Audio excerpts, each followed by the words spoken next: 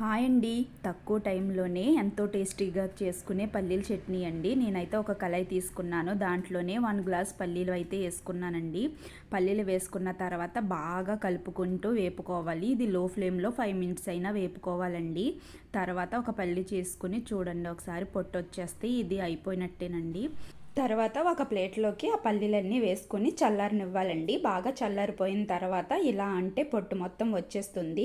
ఆ పొట్టు అంతా వేరు చేసేసుకొని ఒక మిక్సీ జార్లో అయితే ఈ పల్లీలన్నీ వేసేసుకోవాలి. దాంట్లోనే 2 పచ్చిమిర్చి, కొంచెం జీలకర్ర, 2 లేదా 3 వెల్లుల్లి, తగినంత సాల్ట్ వేసుకొని బాగా గ్రైండ్ చేసుకోవాలి.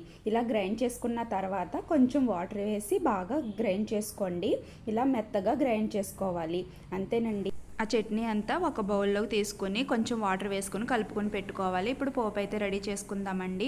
ఒక ప్యాన్ పెట్టుకొని దాంట్లో 1 స్పూన్ ఆయిల్ వేసుకోవాలి. దాంట్లోనే ఆవాలు, కొంచెం ఎండుమిర్చి, కొంచెం కరివేపాకు వేసుకుని బాగా ఫ్రై చేసుకోవాలి. ఇది లో ఫ్లేమ్లో పెట్టుకుని ఫ్రై చేసుకోవాలండి. చూడండి, బ్రౌన్ కలర్లో వచ్చేసిన తర్వాత ఆ పోపుని తీసుకెళ్ళి చట్నీలు అయితే వేసుకోవాలి. వేసుకున్న తర్వాత ఒకసారి బాగా కలుపుకోండి. అంతేనండి, ఎంతో టేస్టీగా ఉండే పల్లీల చట్నీ రెడీ అండి. ఇది చాలా టేస్ట్గా ఉంటుంది. ఇది ఇడ్లీ, వడ, దోశల్లో కూడా చాలా టేస్ట్గా ఉంటుంది. నేనైతే ఇక్కడ పెసరట్లు అయితే వేస్తున్నానండి. పెసరట్లో కూడా చాలా టేస్ట్గా ఉంటుంది.